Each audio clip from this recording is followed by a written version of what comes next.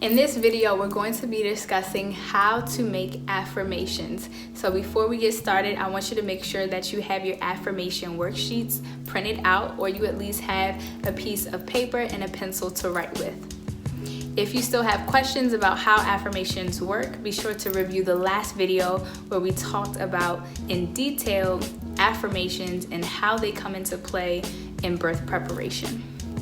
All right, let's get started. Step 1.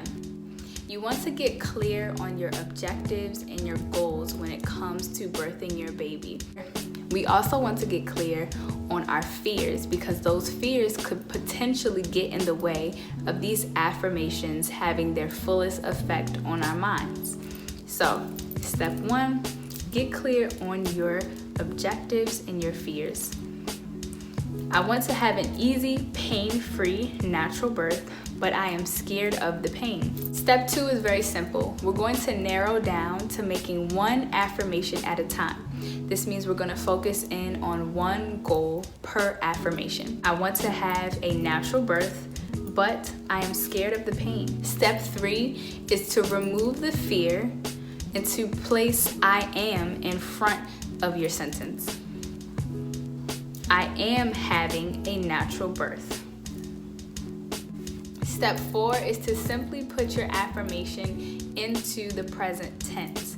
So we want to be very specific with our affirmation. We want it to be specific to us, and we want it to be specific in time.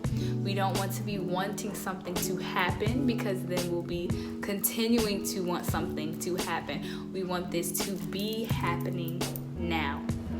And this helps our brain to get comfortable with the idea of this particular objective or goal coming into fruition, because it's not something that we're waiting on, it is something that is happening. I am having a natural birth.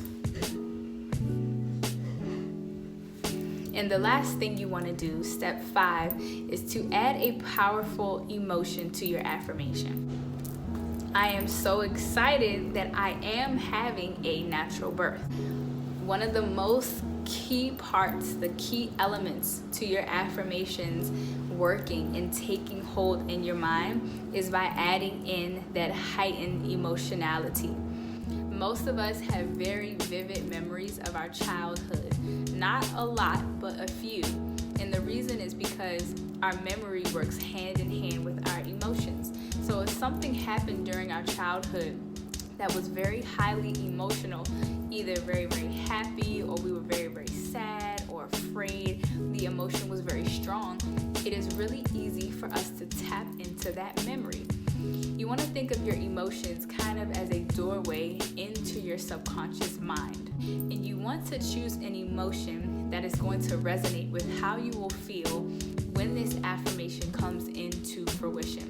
So when you are successfully having that natural birth, when you're in the birth center or home or hospital and your baby is born and everything went extremely well, what will you feel like in that moment? And take that emotion, that happiness, that courage, that just being completely elated, and take that emotion and encapsulate it into words that you can put into your affirmation and continue to tap into that emotion. Because what we're doing is we're not just wishing for something to happen and petitioning for it to happen. We are telling ourselves that it is happening.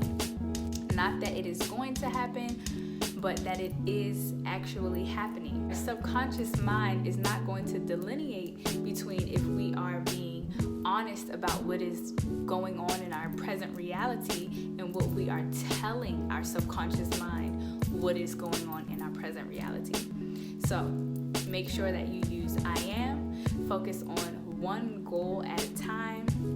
Make sure that you don't have any negative words like no or don't or can't. Make sure that there is no fear in your affirmations, and make sure that you have a heightened emotional connection to this affirmation. That's all for this video, and make sure that you check out the next video, which is equally as important: how to clear fear. Fear is one of the emotions that has the power to eradicate our affirmations. Fear will make our affirmations not work. They won't stick. So watching the next video is super important to making sure that your affirmations really work.